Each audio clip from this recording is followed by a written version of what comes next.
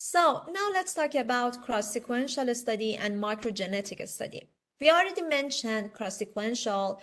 We said that it's going to be best of both worlds, which means that we have cross-sectional and longitudinal all at the same time.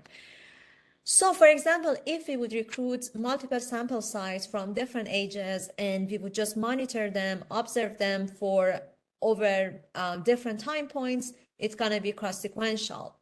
For example, if we would have sophomore students and freshman students at Georgia State University, and we're gonna just observe their anxiety level in just different time points, like after 6 months, after 12 months, and after 18 months, it's gonna be cross-sequential study. What about microgenetic study? It means like intensive study of a small sample size over a very short period of time.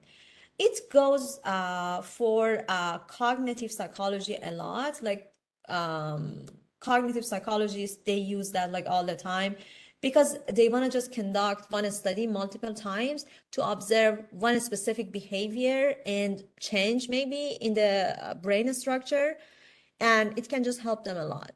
For example, if we're gonna understand whether there might be any difference in the brain structure whenever language gonna develop in children, we're gonna just understand that at what time point that kind of brain structure gonna happen in the brain. So we would do experiments like 10 times in 24 months old and also 24 months old and 2 days, like over 48 hours between 24 months and 24 and 2 days. We conduct like 100 different scans on the brain structure to just see if there gonna be some neuron connection in the brain, or there might be just some I don't know, like some crazy synapses in the brain or like something like that. So it's gonna be microgenetic, and it just helps cognitive psychologists to understand small changes better.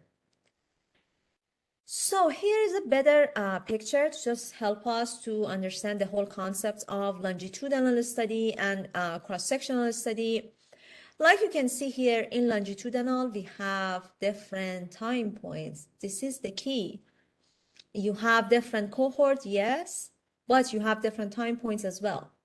How about cross-sectional study? You can see for cross-sectional study, we're gonna just consider cohort A, which is 5-year-old, 15-year-old, and 25.